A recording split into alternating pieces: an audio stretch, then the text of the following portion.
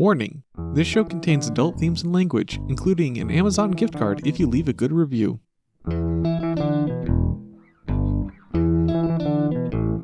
Disevidentia is an inability to reliably process evidence, and this is a podcast all about it.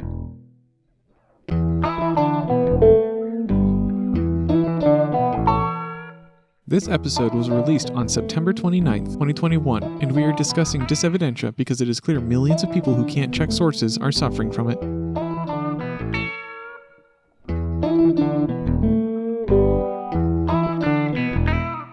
I am Mako. And I am Squeaky. We discussed logic and evidence because we stayed at a Holiday Inn Express last night. Which is actually a better qualification than some of the sources we cite later in this episode. You can support us by becoming a patron at patreon.com/disevidentia. If you spent all of your money creating a misinformation web ring, you can like, subscribe, and leave a review to help us out. If you have a paper you have written and you'd like to share, let us know. You can reach us through all the ways described on the About page at disevidentia.com. You can email us at contact@disevidentia.com. On Reddit, we're at r/disevidentia. We are on Twitter at disevidentia. We do have a Discord, but we'll leave a link in the show notes. The link is complicated. Today we're going to discuss a bunch of misinformation. And we share a testimonial from someone too close to real disevidentia. But first, I'm going on a rant. If you already spent all of your money on a misinformation web ring... you can... Web ring is not a word. It's not a word I've ever said out loud. I've always typed it. Billy Glenn Willett and Terry Wingate, you two are assholes who talk to me publicly using those names on social media. You bitched and moaned about censorship. And you did it while trying to give out advice that would kill people. Fuck off. You don't have a right to post on LinkedIn, Twitter, or any other social platform made by a private company. They are private platforms owned by private people. You post there at their leisure. Freedom of speech is not freedom from consequences. It is only freedom from government consequences. To compound this, knowing how nearly all COVID conspiracy theorists are right-leaning, you probably supported things like the cake shop cutting out gay customers. This means you're probably hypocrites too. You want exclusion for others, but not for yourself. You still have freedom of speech. Go build your own website or newspaper, and leave out the messages from scientists. That is legal. But please, stop being entitled children. No one owes you a spot on their platform they built. And they are correct and proper to block you when you use their platform to hurt people. Now to the normal audience. These people clearly don't understand this. But we, you and I, are the product on a social media site. That is how all social media works. They sell your data and sell ads to put in front of your eyes. These places don't want a crappy product, so they block the most harmful misinformation. These whiners were wrong about COVID, and all the scientists agree with vaccines and mask use. I hope you got something useful out of this. I can see how someone might disagree with me, but I won't tolerate that disagreement when it is only used to shield words that will immediately kill people. Let's discuss it in the abstract, and preferably while understanding that not being allowed to shout fire in a crowded theater is already a restriction we accept on our free speech. I'm in for some fucking editing. I think we might just end up using mine, maybe. Assuming I don't do the same thing. You can support us by becoming a patron at patreon.com/disevidentia. If you spent all your money on a misinformation is like a fucking piece of fuck. Okay. For the first time in a long time, we don't have any corrections. That we're aware of. Oh, I'm sure we fucked up. What's it been, like 10 episodes? You know what? We'll correct it next episode. Somebody will go back and check and let us know, I'm sure. Yeah, I'm sure. I just expect to fuck up somehow every episode. And it's just, okay, well, yeah, that's something was missed. Good to know.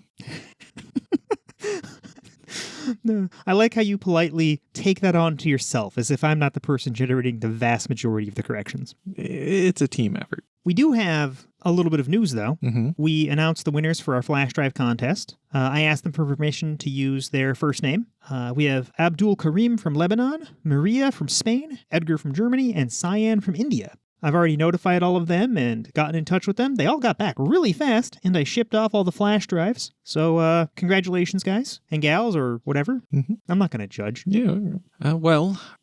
That flash drive giveaway was pretty successful for us, so we're pretty confident we're going to be doing it again in the not too distant future. Yeah, we're trying to work up some masks. Mm-hmm. We're trying to work up some fabric masks. We're seeing if we can't get our logo on some fabric, and we've got a mask maker. Yeah, we want to try to add more things to the pot, so to speak. We also didn't go through all of our flash drives, so if anyone's interested in those, let us know. They are really nice, and I've had one on my keys since we got them in from the original manufacturer. They are really nice, and they're super durable. So Yep. I've been banging mine around and dropping it on the ground and shit. I even dropped it at the post office when I was mailing the flash drives to the people who won, and somebody else pointed it out and picked it up off the ground and handed it to me while I'm sitting in my car. Oh, it's actually a little bit remarkable that they spotted it with how small they are. Yeah, I'm distinct looking. It was a bright day and it was shiny. They were staring at me like, what's this fucker doing? I had a ridiculous mask with a cat and avocado toast on To it. be clear, I'm not surprised that they spotted you, just the flash drive. Oh, yeah, it was tiny. Yeah. I don't know. Must have just hit the light just the right way and reflected right in their face or something. I don't know. One thing we haven't been very good at mentioning, at least here on the podcast, is the ways to get a hold of us. Yep, we started out kind of small, not very many ways to get a hold of us, but we have expanded that a bit, and we're being more attentive to some of those methods as well. Yeah, so we're going to try to say it in the intro from every episode from now on, but if you haven't caught it, there's our Discord. The link is really obnoxious, so we'll make sure we put it in the show notes, but it's always up at disevidentia.com on the About page. Mm-hmm. It's also Reddit. If you go to reddit.com/r/disevidentia, you'll get to our subreddit. If you're not on Reddit, best not go there. It's kind of toxic. Yeah, But if you are on Reddit, we're one of the less toxic places. it's an acquired taste. Did you just compare Reddit to, like, salt and vinegar chips? Maybe. Or limeade. Limeade. I would definitely describe limeade as an acquired taste. I like limeade more than Reddit, That's fair. but I'm not addicted to limeade. Damn. On Twitter, we're at Disevidentia. Mostly we use it for announcing where when an episode's coming out, or if we're doing research and we want to get like testimonials from people or things like that. But if you have a suggestion or anything, that's a great way to hit us up. I look through all the notifications. And then finally our email, contact@disevidentia.com. Me or Mako will read every single email, and we'll respond to some of them. Yeah, some of them. Our most common email so far has been people leaving YouTube comments. So I guess that's a way to get a hold of us too. We're on YouTube. We have a YouTube channel, but the link is also ridiculous and terrible. So I'll make sure to put a link to that in the show notes. Mm-hmm. Okay, and that's everything for our meta. That was pretty quick. Quick and easy. On to the COVID minute. Yep.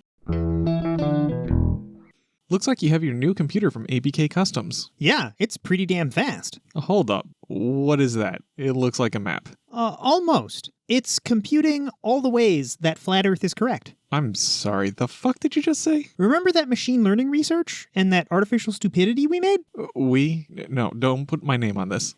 Details. You're a father now. Fuck. After all that machine learning research, I figured that we might understand Flat Earthers better if we could simulate advanced stupid. Advanced stupid? Like all those jokes that talk about building a better idiot? And with this faster computer, we might get a faster and better artificial stupidity. If that's what you are after, why not just put your brain into the machine? Was that an option? Well, you could have asked the experts at ABK Customs when you ordered the computer. Okay, let me go to abk-kustomz.com and get back in touch with that expert who helped me get the right stuff. Don't forget to use the code EVIDENCE for 10% off. The expert says brain scanners aren't real. Well, they're the experts. He also just explained that this was an insult. That you needed it explained suggests you are a bit advanced yourself. It's going to be so fun to edit.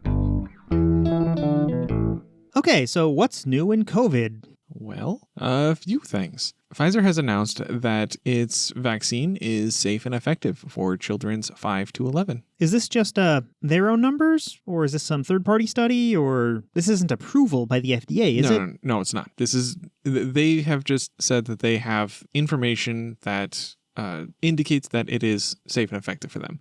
But this is not FDA approval. This doesn't mean that tomorrow you can go out and get your kid vaccinated. It's another step on the way to getting better coverage for everybody. Makes sense. I'm sure some conspiracy theorist is going to take the most nefarious take and claim that Pfizer has been experimenting on children the whole time, and it's a cover for the deep state to harvest your child's adrenochrome or something. Something like that, I'm sure. Okay. In other related news, there's been research announcements from all three of the major U.S. vaccine manufacturers, Moderna, Pfizer, and Johnson & Johnson. They're all discussing booster shots. Pfizer actually got approved for people over 65 and certain immune-compromised people. The Moderna and J&J boosters, they're not approved yet, but all of them in clinical studies are showing promise, and they're showing to not be harmful when used as a booster. So I don't know if our future is going to include this or not, but it doesn't look like it will include, 6 to 8 month boosters, but might include a yearly booster shot.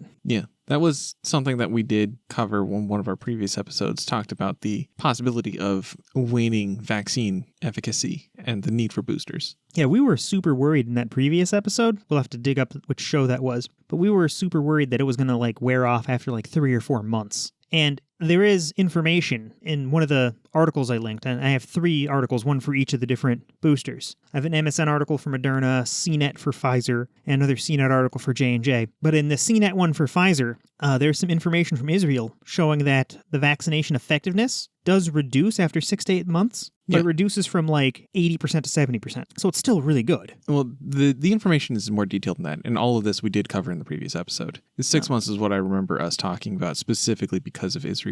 And the demographics, it changed quite a bit. For people that are 65 and older, it actually dropped by more than 10%. Oh, so that might be why they're aiming at this more elderly group. They're both more at risk, and the vaccine tapers off faster. Yes, it seems, anyway. So it's like medical experts are using evidence to make decisions. Yes. Goodness. They do that sometimes. Apparently, also, booster shots make sense in cases of breakthrough infections. And I linked to a source here, the University of Reno. I wasn't sure what they meant by breakthrough infections, but I guess breakthrough infections is anytime someone gets COVID bad enough to the point where it gets reported, at a hospital, and they are already vaccinated. So I guess in some situations when it's mild and they're not in the ICU yet, you can give them a booster then, apparently. Or to give a booster to people who are who've been exposed to someone who's had a breakthrough infection, because you're not sure if this is a new variant yet. So if you can make someone more likely to repel a new variant, because the variants are more likely to work around the vaccine, but not guaranteed to, and the vaccines are most effective shortly after they've been administered, right? Because they wear off, they reduce in efficacy after 6 months. Yep. Then you can minimize the chance of, a variant that's in one person from breaking out and becoming the next news story. Yep. So I'll leave a link to that. There's a ton of information for all 3 of these. And your Pfizer news being safe and effective for kids comes from NBCnews.com, and we'll leave a link for that too. Oh, what's this? So this is a last-minute story that I managed to stumble upon before I stopped collecting news sources for COVID stuff. It is particularly bad. So Florida has a new state surgeon general. Did Florida get confused and put a military general in charge of surgery? I don't know. Just if Florida comes up in health news, it hasn't been good recently. No, it's definitely not good. I don't know if this guy has any military background. I don't think so, but it didn't really come up in the article from what I recall. But Joseph Ladapo? I don't know exactly how to pronounce that last name because I'm bad at this and I apologize. Let's just call him Joey L. Sure, Joey L.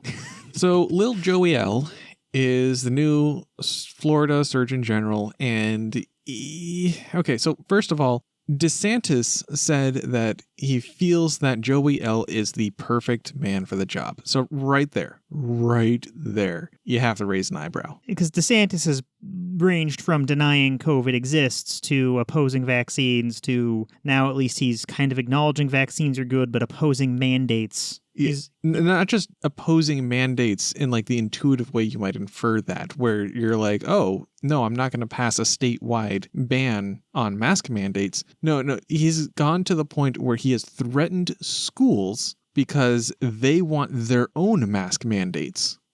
He's threatened to pull funding. Yeah. Okay. He's anti-mask, in the purest sense of that word. And it's holy shit.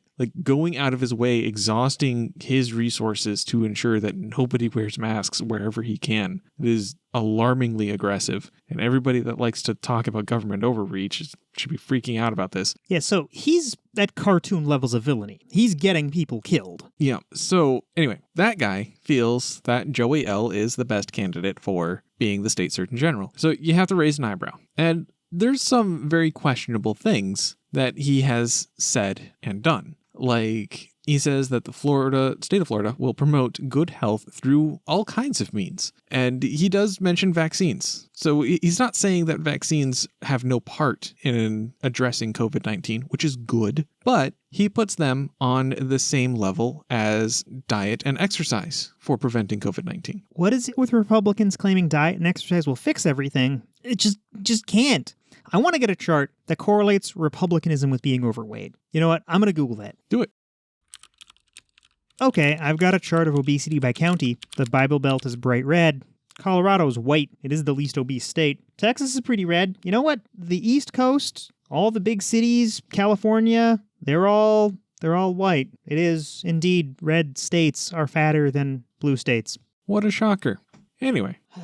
So, when specifically addressing vaccines, he did say that they are not anything special compared to the rest of the measures. So apparently this guy does not believe any of the numbers regarding the likelihood of a vaccinated person versus an unvaccinated person going to the ER for COVID, among other things. Like, you have to flat deny that fact in order to get there. And that's pretty alarming for somebody being appointed to his position, especially when it's coming from somebody that has as much educational background as he does. Like, he's a MD, PhD. So people are going to see this guy and they're going to treat him like he's a meaningful authority, and he is denying facts. That's disgusting. As far as previous things that he's done, that's also questionable. He wrote an op-ed in the New York Daily Times promoting hydroxychloroquine as a COVID-19 treatment. And, yeah. I just wish we knew what the big connection here was. I'm sure we're going to learn that, like, Trump invested in some hydroxychloroquine and ivermectin factory or some nonsense, and he's been pushing it, or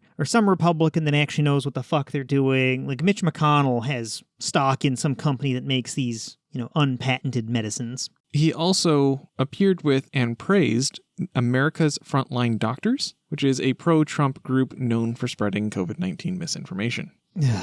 Okay, so DeSantis put forward a guy who's pushing hydroxychloroquine. Does Joey L also push ivermectin? Not that was stated in the article. I did not go much deeper because this was just before we started recording. So he has put forward a guy that puts diet and exercise on the same level as preventing COVID. With a vaccine. As vaccines. Yeah. And this guy also just ignores real evidence and says hydroxychloroquine helps with COVID. Yes. He thinks it is, or has stated he thought it was a valid treatment. Okay, so this guy's going to get people killed, presumably for some profit motive. Not that we have any evidence of that, but there's no reason for a doctor to be pushing hydroxychloroquine other than they stand to gain money somehow. Yep. Great. Anything else on Joey L? Because I forgot something on those breakthrough infections I wanted to discuss. I'm sure there is, but that's all from that source. Okay. So on breakthrough infections, I know I've been talking to a lot of people who say that they say shit like, if the vaccines aren't 100% effective, then why are we using them? Wow. Yeah, this is pretty common. Like, I had this argument today. Okay. And just look through my LinkedIn feed. It's nonsense and so many very poorly informed people. So I keep going back to the whole seatbelt example. And it was from last episode we brought it up. Nobody seriously argues that seatbelts aren't effective, but they're way less effective than any of the COVID vaccines. 90% of people in this country wear seatbelts, but that 10% that don't is where half of all of the car accident deaths come from. COVID vaccines are more like 99% of the deaths come from the whatever percentage is unvaccinated, and our most vaccinated states are up at like 70%, and our worst vaccinated state, Idaho, is at 40%. So 99% of our deaths are coming from this smaller portion. It hurts. Yeah. I'll put a link to that in the show notes. And we got some comments that people like Mako's take on reinterpreting what misinformed people are saying. Apparently people like me angry. So I'm going to poke you a little bit. I've got some quotes here from I've adjusted them, so I'm not uniquely identifying any vaxxer, but this is genuine sentiment from real anti-vaxxers, real anti-maskers. Yep. You ready? As ready as I'm going to be, I guess. So, what they say. The establishment says the vaccine is safe, but they can't know the long-term effects. What I hear is I'm too stupid to understand the bounds of actionable knowledge in this domain. COVID has real short-term complications that can be mitigated right now. I don't know if you're as angry as you could be. I guess I'll keep poking. What they say. The propaganda machine wants me to take the vaccine. What I hear, Daddy Trump told me to not take the vaccine. Scientists are not propaganda machines. There is an actual propaganda machine telling you to not take the vaccine. Why wouldn't Daddy Trump want me to be safe? He doesn't give a fucking shit. He will kill you for a fucking nickel. How? But I'm going to overthrow the Capitol for him. You're not going to do shit.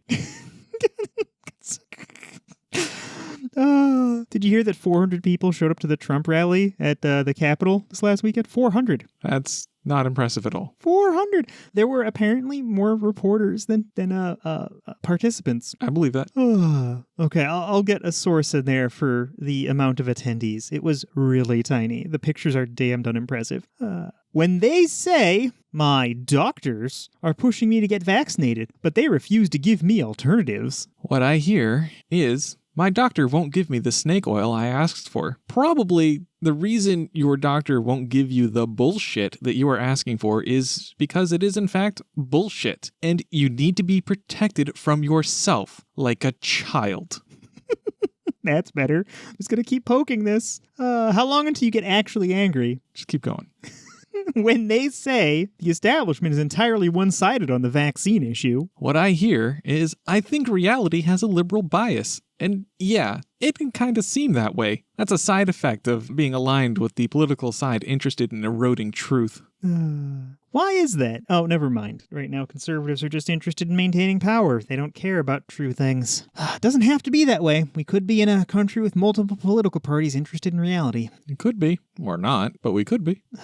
When they say, I can improve my chances against severe COVID infection by training my immune system naturally. What I hear is, I learned all of my medical knowledge from the Princess Bride. This is incredibly fucking stupid, and you are a literal danger to yourself and everyone else you are ever near. You will only succeed in giving yourself COVID. Are you telling me he didn't actually take all that iocane powder? I mean, he might have, but he has this amazing benefit that nobody else that's actually saying this has. The benefit of being fictional.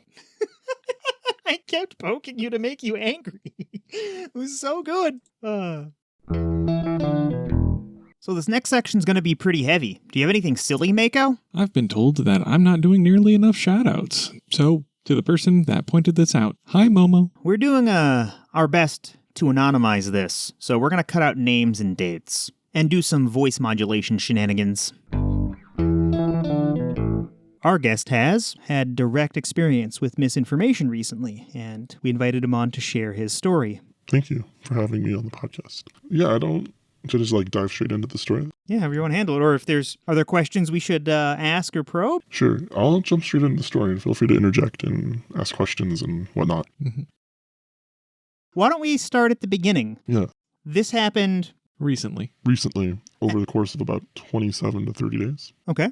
And it all started when I received a call from my brother on day 0. I was informed that my grandma had fainted and was unresponsive and was being rushed to the hospital. There, she was diagnosed with COVID and then shortly sent home afterwards to self-care at home. And I just want to preface this. Neither my grandparents, my grandpa or my grandmother were vaccinated against COVID-19. My grandfather is a COVID anti-vaxxer, but he has been vaccinated against other things like diphtheria, whooping cough, polio, smallpox, relatively common things, but for some reason was a COVID anti-vaxxer. I think it's interesting that you describe your grandfather as old enough that smallpox was a common thing, but that really puts a date on that. Yes. Like most people, he had most of his vaccinations, but he was specifically COVID anti-vax, so something changed. Was there any specific rationale given for why your grandmother was discharged? Told to just go home for care there? I don't really understand why, and I'd like to understand why. I'm assuming, were sent home to just try and see if they could ride out COVID on their own. I'm guessing that the hospitals were probably full and probably wouldn't be able to take on, but I don't know that for sure. I imagine that your grandmother's in that age group where she's in the biggest risk factor. Yes. Yeah. So I would hope that either it was the hospitals being full or that there was another very good reason. But I think the flow of information that if I understand correctly, you'll be describing later on, might shed more light on why we don't know about this. Correct. Yeah. Continuing to preface this, though, my grandfather is also an anti-masker, and I guess he just doesn't, I'm just going to say this sarcastically, doesn't like his freedoms being taken away. So he doesn't wear masks at all. But he did wear one up until around the time Trump said he was also against masks. Funny that. I wish I could be surprised. Yes, me too. He was very outspoken on his misguided beliefs and was confidently spreading misinformation both on social media, mostly Facebook, and in public. He goes as far as to only frequent businesses that don't require masks or outright bans the use of masks. He doesn't go to any stores that require masks. Just to put some context on the misinformation part, he believes that COVID is no worse than the flu, and that it was created by the communist Democrats to drive Trump out of office. Those sound like quotes directly from him. They are, yeah. Okay. Rough paraphrasing. And now that the Delta variant is spiking throughout the country, he recently started to share the idea that the Delta variant was designed to specifically target individuals that hadn't taken the COVID-19 vaccine. We've addressed exactly that point of misinformation before on the show. Why people are surprised that unvaccinated people seem to be targeted by the diseases that are vaccinated for is deeply perplexing. I'm sorry you had to deal with that part of it. I dealt with the most part of misinformation probably beyond COVID. I've dealt with COVID misinformation specifically since it has started, but the misinformation has been spreading since about 2016. Oh, that coincides with some interesting political events that happened in the U.S.? Possibly. I guess for non-U.S. listeners, 2016 was the Trump election time period. Yeah, but returning back to the story I'm trying to share. They did send her back home to do self-care, and then about 4 days later, her condition worsened and she had to return to the hospital. Oh no, I'm sorry. Yeah, and then I guess I'll just kind of go through and summarize the day-by-day event, but on day 7, she was moved to one-on-one care. I guess there's a specific wing in the hospital where they have just like one person care on you instead of whoever's, I don't know how to pronounce these medications. The second one. Do you want to drop them into chat? Sure. Actually, let me make sure. I know one's remdesivir. I don't actually know what the other one is. I'll drop in the chat one second. Yeah, that is weird. I would say baricitinib. Well, let's not take chance. Oh, you're checking. Baricitinib. Okay, there's an M at the end. Baricitinib. That sounds like a medicine. I don't know anything about it. I'll try to be informed. Baricitinib, sorry. Citinib? It is a B at the end. Okay. Did the doctor say what this did? Yeah, this treats rheumatoid arthritis. Huh. She did not have rheumatoid arthritis, though.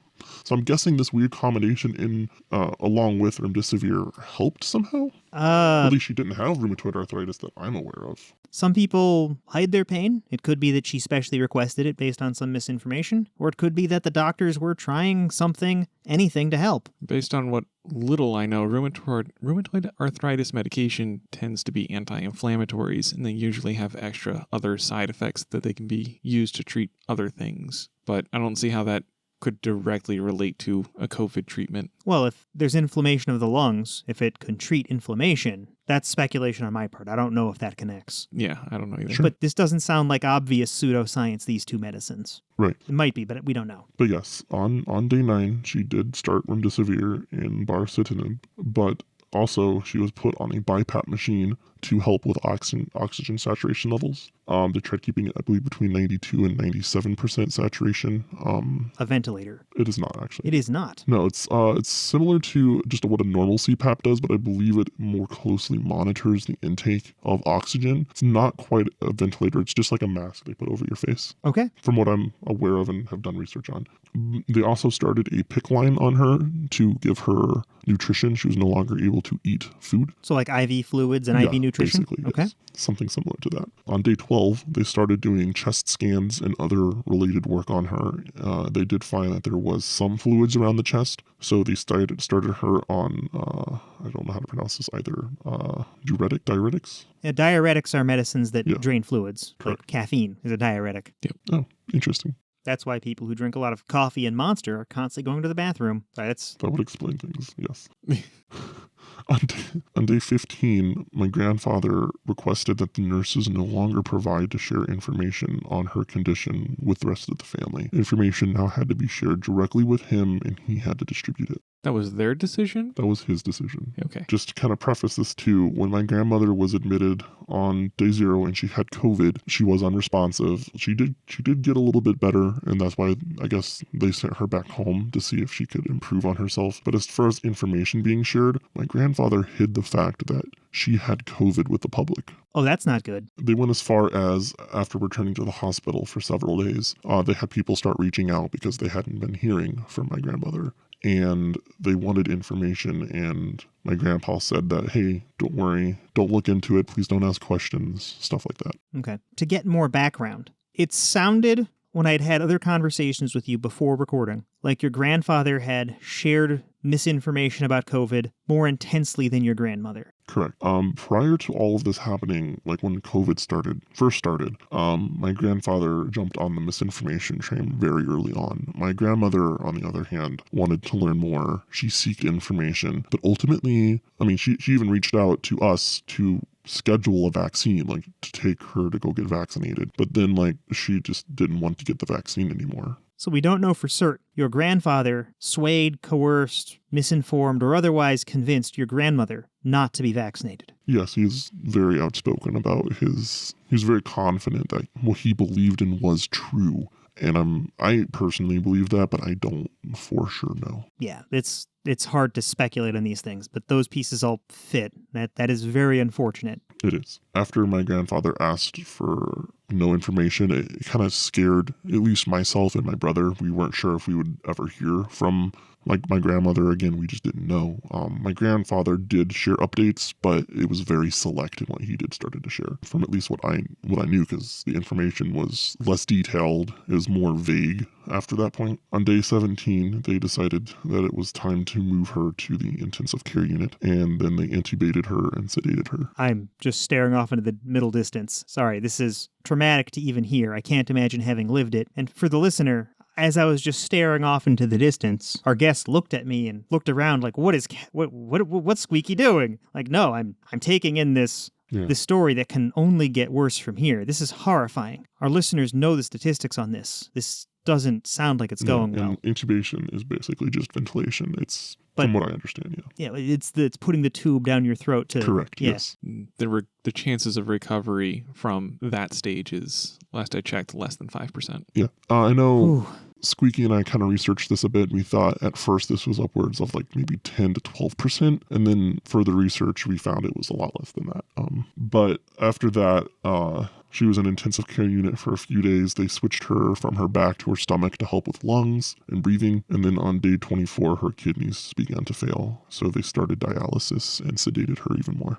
I'm glad that there were so many resources brought to bear against this problem. Yeah, they did everything that the hospital, at least, and the nurses, they were, from what I knew, because I wasn't here, I wasn't able to actually see my grandmother, but they did do everything that was in their power to do. It sounds like a heroic effort went into saving her. Correct.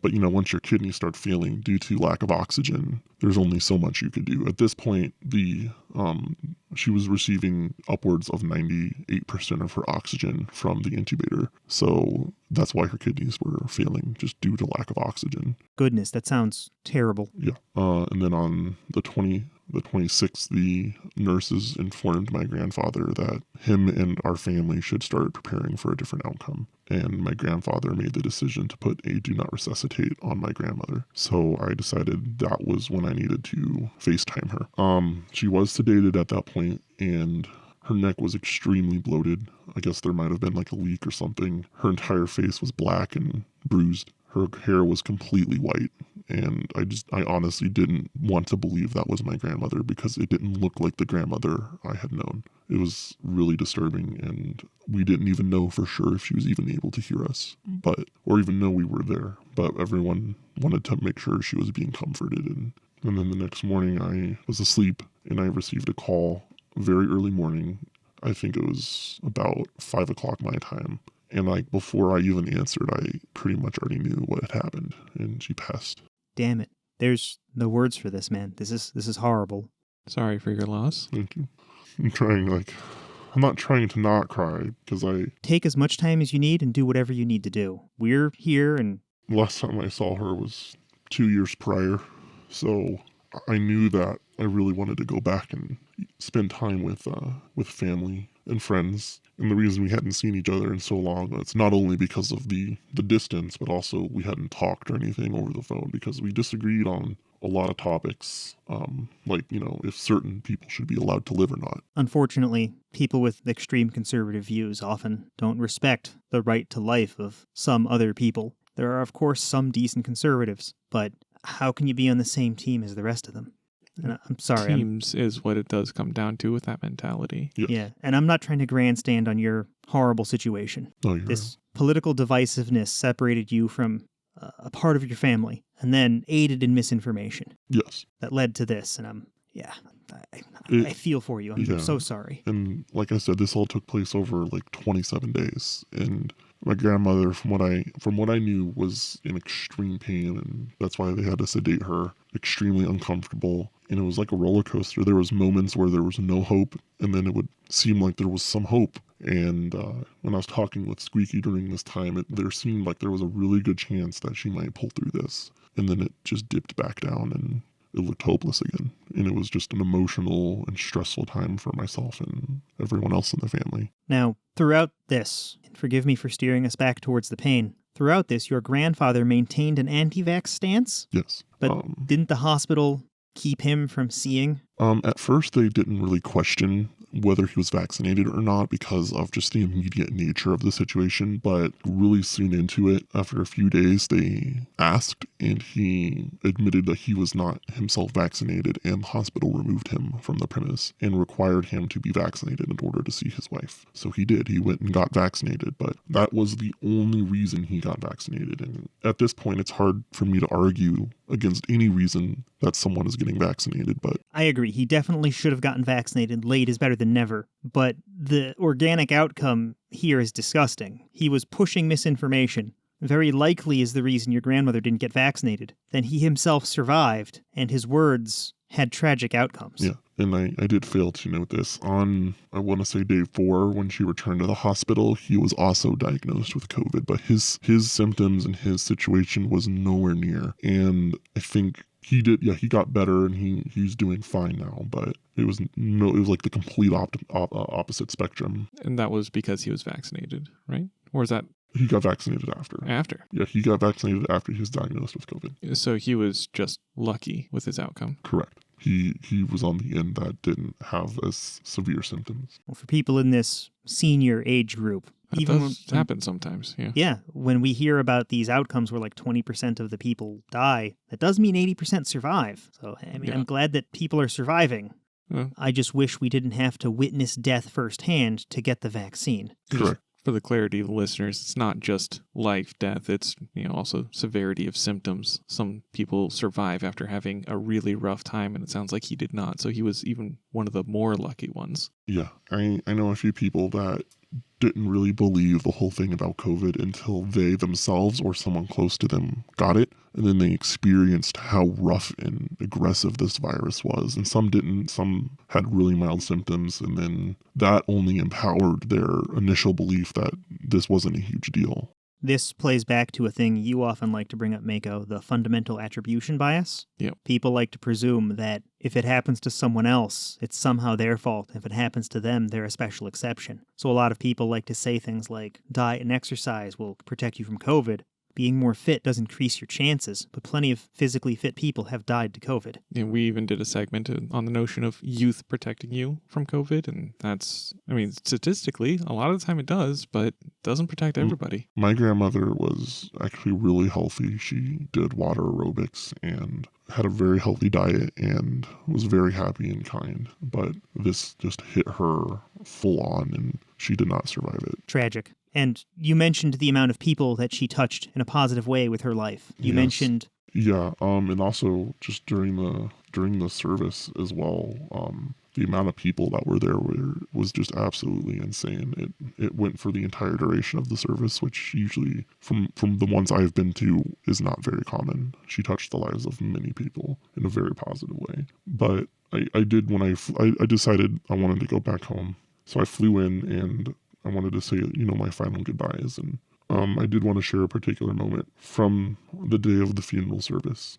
We had went with a bunch of my grandfather's friends that came to support him emotionally. And there were a few TVs and they had like the local Fox station news on. And my grandpa and his friends were talking to some of the points being brought up on the news. And one said point was about the vaccine mandate being implemented for federal workers. And the reporter went around, they had like a reporter they sent around town to interview people. And the interviewees had a lot of the same message that the virus is all about controlling people and was not actually about the prevention of, a deadly virus. And my grandpa started a discussion at the table about it because that seems appropriate. He went and go. Take a moment. Breathe. Go ahead. I'm good. How ghoulish that he's talking about the vaccine being about control and defending that notion on the news when he sought to control the information to manage how this situation reflected on him that was largely, even if it wasn't his fault, he was a major contributor to it. We've talked about it many times that if you put a lot of information out there, or are in an environment with a lot of information just being put out there, you take it in. There's no way that his misinformation didn't impact your grandmother. And now after the fact, he's defending this notion, claiming it's about control? Yeah. This is abhorrent. The best case scenario was that he was trying to wrestle with his own guilt, but we have nothing really to say that's definitely what was going on, unfortunately. Yeah, and I think he was really angry when he was forced to be vaccinated, and that's kind of why he brought up that subject. He was all under the belief that it was all about being controlled. And well, you can catch COVID a second time. There's multiple variants. Sometimes it wipes out your immune system's record of COVID. No, he needed to be vaccinated so he didn't catch it again. Right. And to the point about controlling information, my grandfather concealed the fact that my grandma had COVID up until the day before she died. And he made a post requesting for prayers.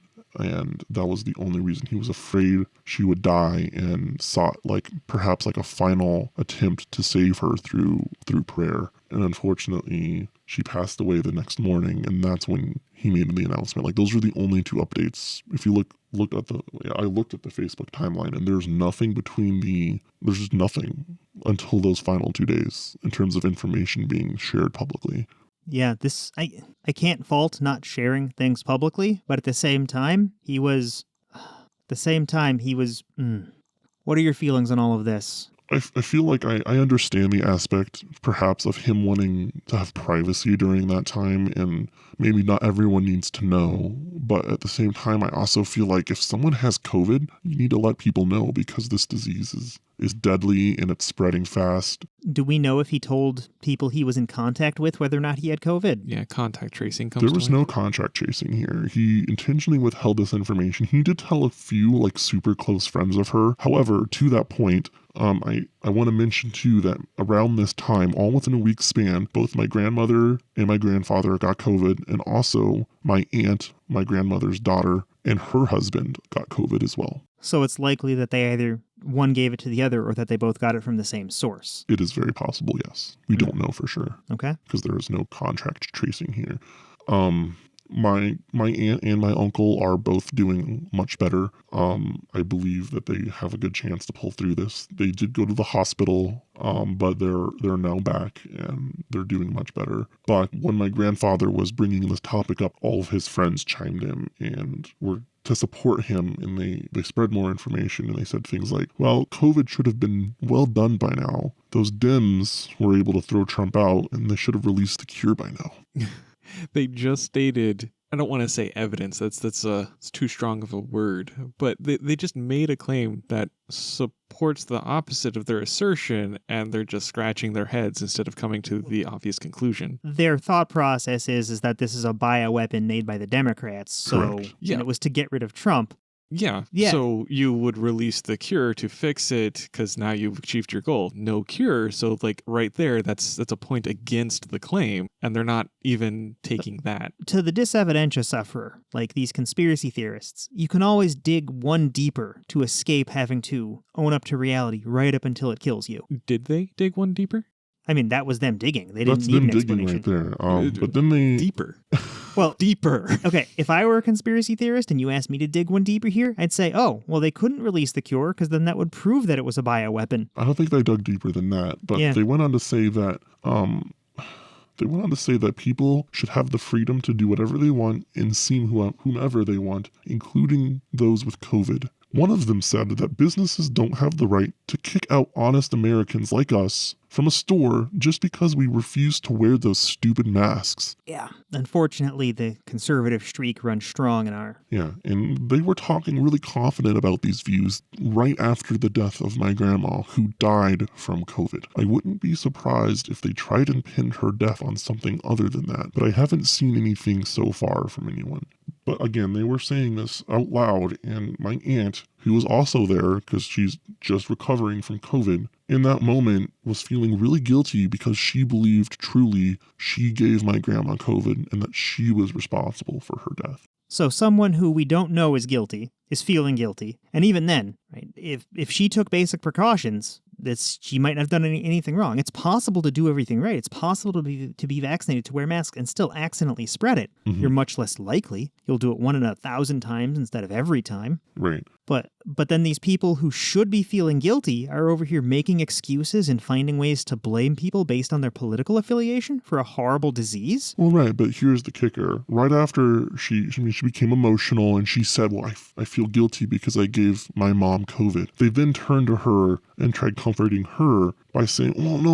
We don't know who did it. Anyone could get COVID these days just by walking out the door because somehow COVID's now airborne. Fine distinction seems between airborne and droplet-borne seems weak, but the anyone can get it simply by walking outside ignores all the notions of safety precautions, which of course none of these people were taking. No, none of them were. Even his friends that came in out of state, they refused to wear seatbelts because that also controls their freedoms too. Have to bring this up again, but we keep going back to seatbelts as the thing that nobody takes you seriously if you object to seatbelt wearing. You lose your credibility, and I keep saying it, half of all car accident fatalities happen from the 10% of the population that don't wear seatbelts. The same thing is happening with the 30% of the country that isn't vaccinated. They're 99% of the COVID deaths. And if we just keep raising the amount of vaccinations, we will have fewer COVID deaths, but the proportion of them will still almost all come from the unvaccinated part. We're a little bit in the weeds, but just wanted to establish that it's not a simple matter of ignorance. It's malice. It's choice, yeah. When they shared the whole, anyone can get this by walking out the door, I don't know when they said that if they truly believed that, or maybe they did. I don't know. It's really hard to tell what they consider truly genuine. There are mental gymnastics some people do to resolve that. Right. It went on for far too long, and once it was over, I was so glad to get out of there. This sounds harrowing. It is, yeah. And is there anything you would like to say to the listener? Any suggestion, any advice, any emotion? Yeah, well, firstly, I don't think I have to say this. Well, I mean, all the listeners are hopefully vaccinated, but if you're not, please go get vaccinated. It's never too late to do that. My grandparents, or at least my grandpa, suffered greatly from this evidentia, and I know there's not a real easy way to talk with people, especially about COVID, to try and sway their minds. It takes an emotional situation, and I think that emotional situation was when my grandma passed away, at least for my grandpa, but even then he wasn't willing to talk. You weren't close enough to have an emotional connection to break him out before a tragedy happened. Not me personally. But I could have made an attempt, I did make attempts to do that through this emotional situation with the passing of my grandma. But he was too affected by that to even want to talk to anyone at that point. That's understandable. It is, yeah. Okay, well, thank you for sharing this very difficult story. We appreciate you coming and talking and sharing this. It's hard and it is. See you choked up. Yeah, I just want to share because there's not a lot of people who do share, and I feel that by sharing somehow this will help other people understand what it's like to go through COVID. I don't know if it helps at all, but to our listeners, if you don't have anyone else to talk to, contact any of us. I'll respond personally if you DM me on any of our social medias. I'll talk to you. We don't have to make it a public thing. Coming up, we're going to discuss how to deal with misinformation websites, how to understand what's going on with things people might share with you, and we'll try to come back to some levity. Thanks for listening. I'm I'm glad I looked at my screen right as we were counting down, because I had my mouse hovered over the stop button, not the record button. That would have been momentarily inconvenient. Yes. Yes, it would. So you've had a few minutes to calm down. You feeling better? No. Because all those people that enraged you, we're going to talk about why they still exist. Sorry. The anger in your eyes, man. Hold on. So I got linked a bunch of fake news, like websites, like directly. On what platform? LinkedIn and Twitter. Okay. Well, LinkedIn, that's a little bit surprising. Twitter, not so much. LinkedIn is where I get way more of it. It's just harder to get in touch with really misinformed people on Twitter because Twitter like isolates people really well. LinkedIn like presumes you're all professionals and well, that's where they fuck it up. I mean, the average level of education on LinkedIn is higher than other social media. That's an idea. It's supported by the Pew Research Center. Oh, wow. Okay. I've never wanted to disagree with Pew before. Maybe I'm just used to the level of... Okay, that does come with the caveat of people who seek news on their social media platform. Oh, do we want to just start there? I mean, we could, sure. You've got Pew Research and Wikipedia social media as a news source. Yes. Okay, why don't you tell us a little bit about that? Okay, so we're talking about misinformation. And misinformation is something that is... I mean, it's spread through pretty much everything, everywhere, all forms of news. But on social media in particular, and Wikipedia makes a note of it, and it is pretty intuitive. The bar for somebody creating news and then distributing that news that they themselves have just created is much lower on social media than it is through more traditional news outlets like newspapers or TV stations. Which would be harmless as long as we're just sharing pictures of our lunch or cat videos. Oh yeah, those are totally harmless. But as soon as I tell you I take ivermectin because my name is Nicki Minaj, and sorry, she didn't take ivermectin. She questioned the efficacy of vaccines because someone's testicles stopped working.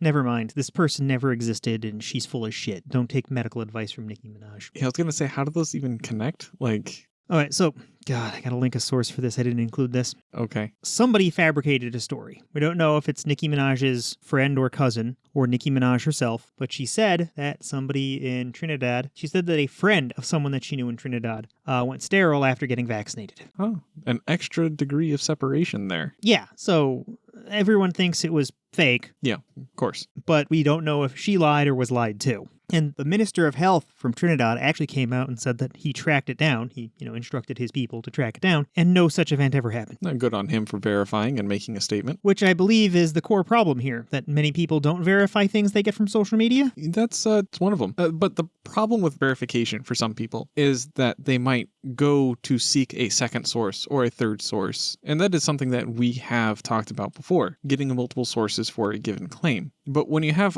enough people that are able to just say what they think is correct and just put it out there, you can create this illusion of legitimacy. And that is something that social media does manage to do because of the amount of people that are doing it. It doesn't help that, of course, the older and more established forms of distributing news are also peddling some of these things, which it's really bad and gives even more credibility to the notion that these things might actually be real, but they're not. But anyway. Yeah, with a larger megaphone comes a larger responsibility. It's that simple. And her megaphone is gigantic. Yeah, but social media, it's much easier to be fooled through some of the basic means where you might be trying to discern what is truth. And a lot of people get their news from social media. 53% of U.S. adults got their news, or said that they got their news from social media at least sometimes. 71% of U.S. adults said they got their news from social media at least rarely. So that's a lot of people. Okay, of course, mandatory disclaimer. This was a study that was not actually conducted on all U.S. adults. They collected a sample size. I don't recall what that sample size was. And they asked the people within that sample, and they got these percentages from that sample.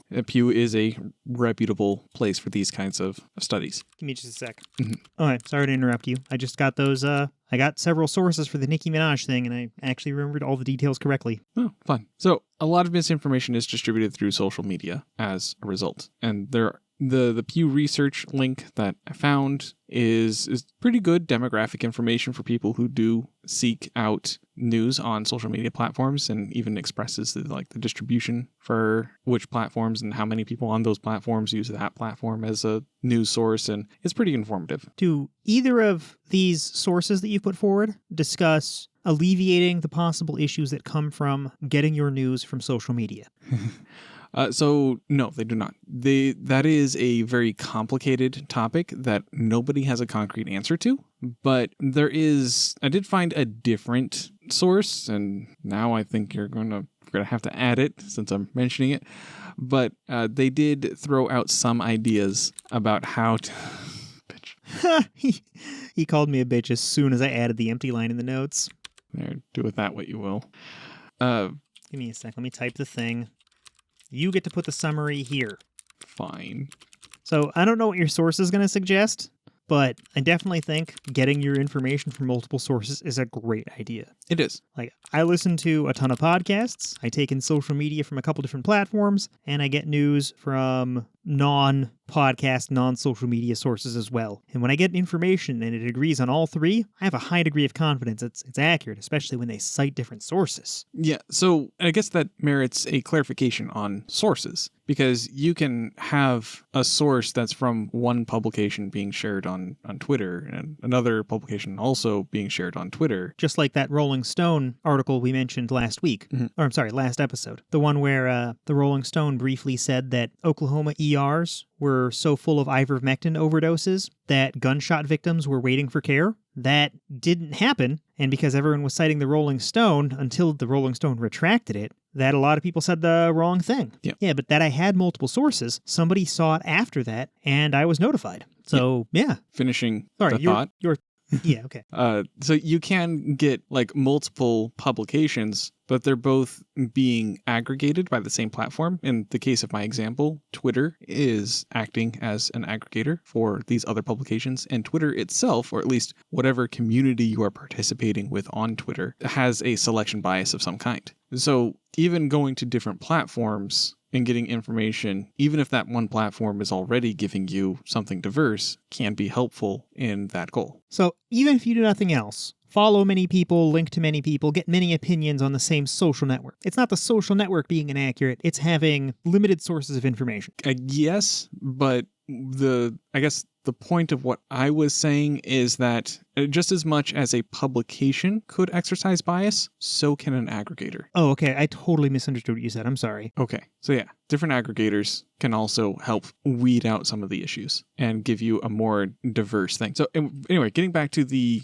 one link that you made me add after the fact. So they don't use this example, this comparison. This is all me. But they likened how to help curb misinformation to just how you handle food. They say that it should be diverse. Makes sense. That's exactly what we just described. You mean nutrition, not preparing and cooking food. So I was thinking how you handle a piece of raw meat. We should wash our hands? And they're oh, no. You mean eat a well-rounded diet. Yeah. Okay. Yeah. And less intuitively, but it makes intuitive sense through the example that I likened it to. They actually also suggest that people try to, in some cases, depending on the person, of course, reduce the amount of information they take in. Yeah. So when people take in so much information, they don't, at least they feel, that people don't really process it. Slow down the amount of information you take in so that you can actually process it, so it's less you just sort of blindly trusting it. Because if you're just constantly taking in information from a news cycle over and over and over, you really don't have the time to analyze it. Not sure how much I agree with that one. Everyone I know who takes in more information seems to be more educated, but they also tend to take it in from a variety of sources. As I suppose somebody watching Fox News, 16 hours a day is taking in a lot of information, and that wouldn't be great. But the people I know who take in a lot of information, they read a lot of books, they read multiple news websites. I would say a lot of those people you're thinking of are more apt at taking in information. I think they're trying to... So maybe build up gradually until you're good at it? That's one way. But yeah, I think they're trying to point out, individual, I don't want to say limitations, but individual capabilities. Yeah, I'm not sure how I feel about any of this. This is, So the free marketplace of ideas, the notion that good ideas will eventually beat out bad ideas. If you've only taken in bad ideas, an individual might rebut them by being clever and formulating a rebuttal, but is that likely if you never hear the good idea? I mean, for example, how many people are indoctrinated into Christianity as a child and are never exposed to another worldview and then break out spontaneously and on their own? I understand. Well, okay, spontaneously specifically, almost never, as I understand. Yeah, there's almost always some information that comes from outside the religion that at least plants a seed of doubt. So I maybe for our religious listeners, that might not be the best example. But like, I wouldn't have broken out of being a Republican if I didn't go into those climate change debates and discussions and ingest a huge amount of climate change information. Mm-hmm. I've heard this take in less information thing before. I could be convinced, but I'd want to see a study on that specifically. But that's not what this is. This is just an editor's annotation. I don't think it's an editor. I don't remember exactly what they're... I mean, it's from news.usc.edu. Then they're probably looking at a correlation from people who take in less information are statistically less likely to be wildly misinformed because people like conspiracy theorists do take in a huge amount of misinformation. They're just bad at it. Yeah. Could be. From that standpoint, yeah, it makes a bunch of sense. But a conspiracy theorist taking in less information isn't going to make them stop being a conspiracy theorist. It might make them a bit less ardent.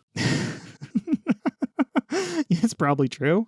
Do we want to jump into the fake sources now that we've bounced around all over the place? Yeah, you started talking about some things you heard from LinkedIn. Okay. So I was in a number of arguments. And sorry to go back to COVID. We're not talking about COVID. We want to talk about like the meta of how we interpret sources and information we're given. Because in some future discussion, right, somebody might link you a source and you don't really know what's true yet. And they'll give you a source and say, this is why I think, this is true. And the bad sources in the future will look a lot like the bad sources today. I got a link to the Nemos News Network and link to FDA News and naturalnews.com. All three of these sources are bullshit. We will annotate them in our sources as fake source, so you know, but some ways to know that they're fake sources. Like this Nemos News Network one. Unlike the Rolling Stone, who issued a retraction, kept their old article up, and at the very top said, hey, we were wrong, here's how we made our mistake, right? This Nemos News Network put up an article. Let me just read the URL. Yep. nemosnewsnetwork.com/Elizabeth Warren demands Amazon censor best-selling book / and then a bunch of technical gibberish. Okay, the title was Elizabeth Warren demands Amazon censor best-selling book. And when I clicked it, it made some BS claims about Elizabeth Warren claiming something that, just, as near as I can tell, never fucking happened. Yep. Right? It was just to slander her because she's left-leaning and the Nemos News Network is right-leaning. And this was on a link from some ivermectin misinformation. This page also had something about how ivermectin works. But I picked this page because it was there in the beginning of the day, and it was gone at the end of the day. And I uploaded 2 screenshots to Google Drive, and I'll put the links in those in the show notes. But they just deleted the link. It just disappeared. If they were wrong and responsible, they would have done what the Rolling Stone did and issued a retraction and accepted that, yeah, here's a hit to my reputation, just like we do here on this podcast. If we screw up, we tell you, and you can go back and look at how often we screw up. That we are aware of. That we're aware of. Let us know and we'll keep fixing it. Mm-hmm. But people issue retractions so that way you can check that they're not lying. And I'm not saying retractions are perfect, but they at least demonstrate that we're not lying. Because if we just delete our mistakes, then there's no incentive for us to not intentionally make mistakes, like this site is doing. Yeah, they're trying to act like it never even happened. Okay. This next one, this naturalnews.com, I have in the sources as fake source, some fucking liars lying. That one was one of the ones, like, okay, so I tried to pull up the Nemo News Network and it just got me a 404 and I'm like, okay, fine, whatever, leave. But this one I opened up and it's actually pretty damn special. So, like, just the title of the headline for the story, it was pretty special. But on the left, the most viewed articles, that's a trip. Like right at the top, they're talking about vaccine genocides. After the genocide, will there be enough survivors to rebuild civilization? They're still referencing the genocide. Secret Holocaust. Are millions of vaccine victims disappearing into mass graves? Breakthrough. Simple sunlight exposure can protect against severe and deadly COVID-19 infections. Yeah, okay.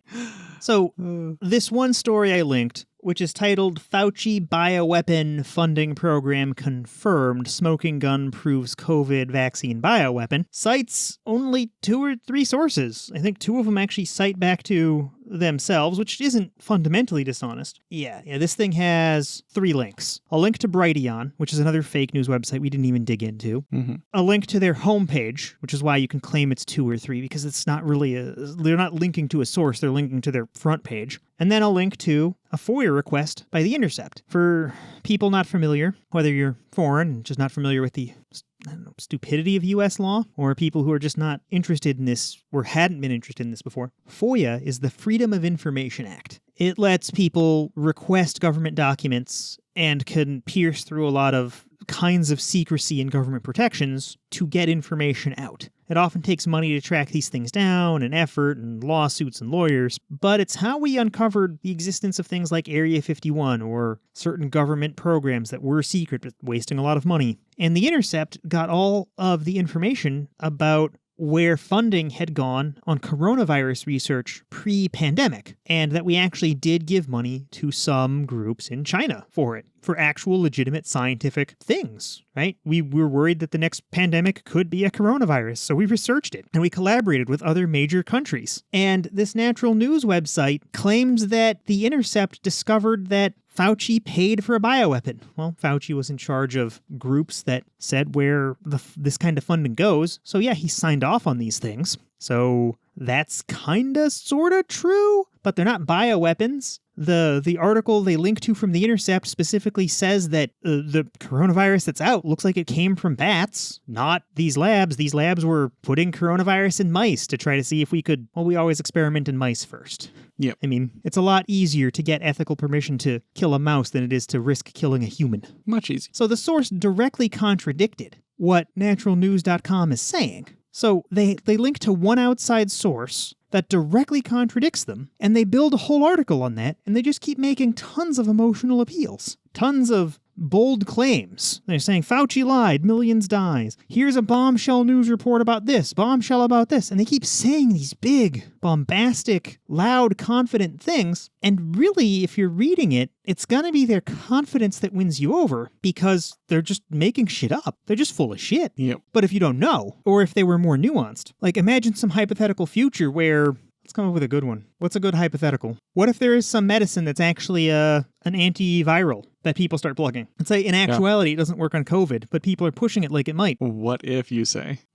Remdesivir actually sort of kind of works, is my current understanding. Slightly. Like, there's some information that suggests that it can take a few days off of your hospital visit. Yeah. Let's say somebody starts pushing nonsense about remdesivir curing COVID, right? If you'd never heard of it and you don't know, that sounds plausible. It is a medicine that at least treats viruses. Yeah, it's an antiviral. So then if people start linking you to websites that say this, well then how do you dig into that? Well, you should go to known sources that you already trust, see if they corroborate, then you can start gaining trust in these sources. See if the sources that you were linked link to more than one other site, and whatever they link to, read that. If places are linking to things, and then they're contradicted by their own sources, they're probably full of shit. Yep. And this actually happened back in episode 14, when I gave my rant. That Ella person who linked me to the Gateway Pundit, they're like, look at this mask video, masks don't work. But if you watch the whole video, no, the video's claiming masks do work, like 100%. You just watch the first 5 seconds of it and you get the wrong impression because the Gateway Pundit lied its ass off. And that is, I believe, among other things, called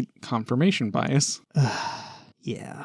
So I've got links to these fake, very bad news sites in here. If you want some other ones, I think it might be down, though. There's also FDA.news and USDAwatch.org or something. But they're all just super fake, and they just put bad news up. And they're not related to the FDA or... they're not related to these organizations that they look like they're related to. They just put images up there to look like it. And then they have the same type of appeals to emotion instead of appeals to fact. Yeah.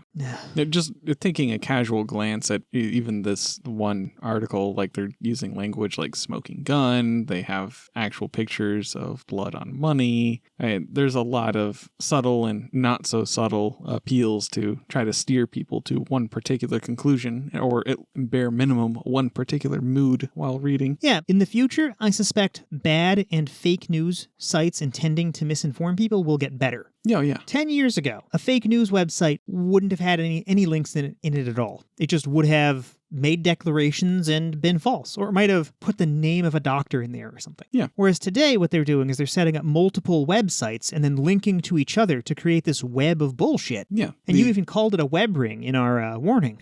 Yes. Or, yeah, in our intro. And even touched on it with the social network comments.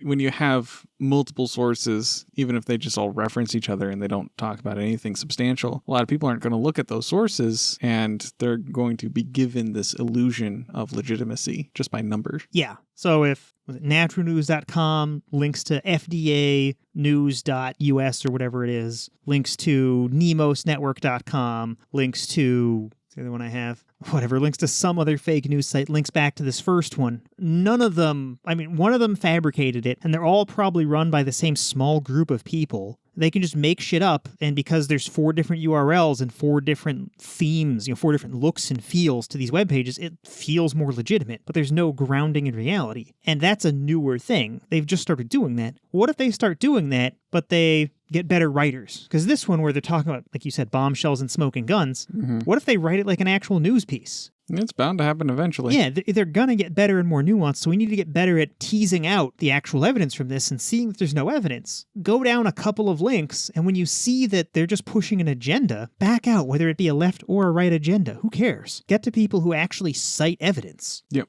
People who understand the mechanisms of the claim being made and are capable of describing it. So more on ivermectin meta-analysis. This is another great form of misinformation. Did you want to kick us off on this? So I don't know a ton about this, but a lot of the surge for ivermectin, people seeking that as a COVID treatment that has gotten into news headlines as of late, a lot of people will try to say, hey, there's actual science based on it. And that is technically true, although it's a bit of a stretch to call it, quote, actual science, end quote. But yeah, a paper was published. It was referenced by other papers. And that original paper that was published was bullshit. It was just, at best, it was bad science. At worst, it was a act of academic malice. Okay. So you're going straight to the Alcazar fraud paper. Yeah. Okay. I thought this thing you linked from Nature was more about whether or not meta-analyses were good or bad. It builds on that, yes. But it uses that as a specific example to make that claim. Well, then I'll touch on the Alcazar fraud. Okay. This has been floating around for a while. This was a paper that wasn't ever peer-reviewed, so it didn't get a lot of the normal scientific checks that normally happen. Normally when a scientist writes a paper, they write it up, they give it to some of their immediate peers. That's not peer review, but they give it to like people in their own university. A student might give it to teachers. Teachers might give it to students to ask for critical review. Then they'll give it to a scientific journal. The scientific journal will then find unrelated experts in the same field and ask these peers to review it. And this is the peer review process. So when a journal like Nature gets... Yeah, that was a crazy spoonerism. Mm-hmm. Like, so much spoonerism that I should be singing for Soundgarden. And other jokes Zoomers won't get. I feel bad now. I've turned into an old man. Just move on. Okay. So when Nature or other journals do this peer review, the idea is that these peers will be able to ask meaningful questions about the research and try to find problems either with the data in detail or with the methodology of the scientists in general. Sanity check everything that's covered. Exactly. And then in some ideal world, after that, other groups of scientists would go on and replicate the science. So if one university does a study and they put ivermectin into a bunch of COVID patients, then they write down what their results are and they publish it. Presumably they check inside the university to make sure that everybody at the university thinks they did a good job. If they do, they send this up to some medical journal. The medical journal gets the sanity check from the peers. Then some other university or some other hospital might run the same study and you've replicated it. Once a bunch of places have replicated it, the world now knows that this is better, that, this works. Whatever the result was, ivermectin helps people, ivermectin doesn't, it's known. Yep. Okay, so this Algazar paper was never submitted for peer review. They just put it out there, and it made astounding claims about how effective ivermectin was. But it was laughably bad. It had people doing things on dates that didn't exist, it contradicted itself, it just made shit up about how effective ivermectin was, but because it claimed to be a really good study, it was picked up in meta-analyses.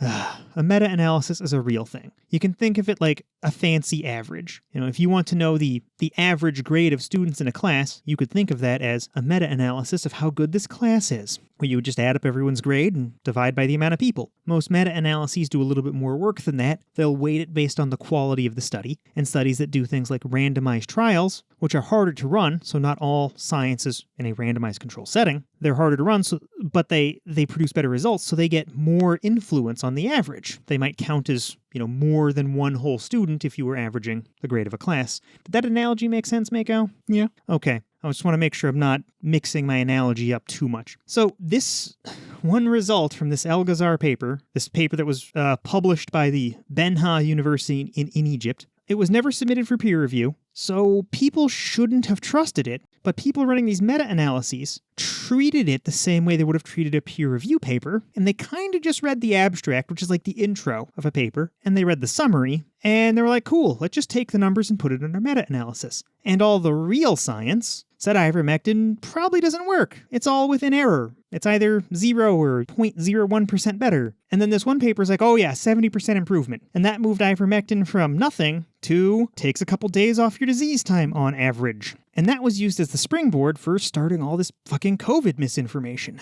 Blah. I've linked to the Body of Evidence podcast, which is a great podcast by a couple of doctors. There's tons of other sources on this, though. I first heard about it from the Scathing Atheists. The Cognitive Dissonance podcast has talked about it, and I've read several write-ups on what's happened from it. This one thing fucked with all of the information, and we'd need more peer review to fix this. Yeah. Which means that if you're in the unfortunate position of not being a scientist and needing to read an academic paper, right, start there. Ask, was this peer reviewed? Figure that out. And then if it wasn't, you can ask, was it replicated? Or maybe you just shouldn't be reading it. If it's a scientific paper and not peer reviewed, it's not really for you because it's not science yet. Just shoot that shit down and move on. Yeah. It still needs more time in the oven, so to speak. Yeah. It's okay to say, I don't know. Right? Like before 6 months ago when this paper was fresh-ish, it was reasonable to say, I don't know if ivermectin helps. It might have. It seemed unlikely because it's for treating parasites like malaria. Yeah, just like once upon a time when this pandemic began, it was reasonable to ask, is COVID a bioweapon? That was shot down pretty quick. Yeah, it's not reasonable to ask these things anymore if you're informed. And if you're not informed, again, just say, I don't know, and find people who are and get their sources. Another fake source? Should I just keep going? Sure. Okay. IVMmeta.com. This is again listed as fake source. I have titled it in our show notes as pure bullshit pretending to be meta-analysis. I mentioned earlier that meta-analysis is kind of like a fancy average, right? Mm-hmm. If we average together the effectiveness of ivermectin across all the studies, we can get an average. And if we count the studies that are better, if we give them more value in our averaging process, we can presumably get closer to a real number. Well, IVM Meta claims to be doing this, and it just bombards you with all kinds of numbers and information, but all the context is missing for what is here. So that might be forgivable if it were a website for experts by experts. If your context is supposed to be your PhD, okay, that's one thing. That just means it's not a website for me, right? But that's not what it is. It's intentionally leaving things out so that people can make their own inferences, which is bad and dishonest already. Yeah. But they're just lying sacks of shit. What they do is the people who put information into this averaging software, and there's tons of software that'll do this, or people could presumably write their own. It's not like it's hard to do a mathematical average. People do them pen and paper all the time, but they find studies, they cherry pick specific data out of them, so they're not being honest and counting all the failures. They count just enough failures to make it look plausible, and then they put bullshit into their meta-analysis, and their website has this preposterous 69% effective number on it, but we know it's not. Yep. And then this also gets into the replication crisis, which we've mentioned before, but we've never really discussed. Yeah. Science isn't replicated enough. That process I mentioned earlier just doesn't happen often enough, where other universities and other schools and other hospitals aren't replicating experiments enough to know things for sure, unless it's a very important core issue, like do the vaccines work? Yeah. That's getting a ton of replication, and we know that really well. Blah. Yeah, I did include the FDA.news. It wasn't FDAnews.com, just FDA.news. Mm-hmm. And they have an ivermectin is safe and effective thing, but they don't cite any universities. They don't cite any papers. They just cite naturalnews.com. Oh, they... Blah. Okay. What? Yeah, just seeing this web forming of misinformation. Yeah, you use the word web ring, and that's perfect. Yep. It's probably one organization that just stood this thing up and they just stand to make some money on it, which makes me sound like a ridiculous conspiracy theorist. Yeah, Standing up a web page is cheap and easy. it is. Yeah, it also doesn't make it seem any more complicated when you see that a bunch of these websites have WP-content in their URL. You know where that's from, right? We used to run a website that had that in its URL. Yeah, WordPress. Yeah, so WordPress is free and open source software you can just take and stand up a web page. Yeah. It costs no money. What you need is a computer, not even a good one. You can run a dozen WordPress websites off a fucking Raspberry Pi. Depending on how much traffic you want to support and the content you want to serve, yeah, you could... The hard part would actually be coming up with enough writers to write your fake news stories. Everything else, like you can just grab templates, you can fire up enough virtual machines running whatever simple, easy-to-go software that's prepackaged that you want, and you're good to start hosting whatever bullshit you want. That's really cheap and easy to do. Yeah, so having come from this technical side of things, it's not unreasonable to think that someone who stands to make money selling this did this. Now, I don't know who did this, and I don't know what is going on for sure, but it's a really easy leap to make. Buying a URL is cheap, right? FDA.news? They probably bought that for like $15 a year or something. Probably just bought 3 or 4 years of it. So, I mean, if you give me $10,000, which sounds like a lot when you're struggling month to month for your bills, but it isn't a lot when you're talking about, man, I just bought an ivermectin factory. How do I make some money? You know, $10,000 will get you 20 or 30 URLs, half a dozen decent, powerful computers, a small team of software developers for a month or two to get you started, and then you can see if this advertising thing that you're doing is going to make you any money. And you just need to start putting links to this bullshit information that you're putting up out there, and it should start increasing your sales. And you get one Joe Rogan to plug your ivermectin, and boom, you're making money.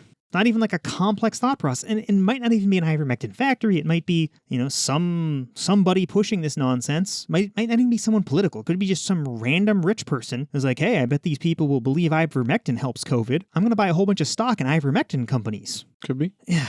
It seems pretty unlikely, but the inverse of trying to promote something, maybe the goal could even be to damage something else. Oh, so to add a profit motive there, what if someone bought a whole bunch of shorts in Pfizer? Yep.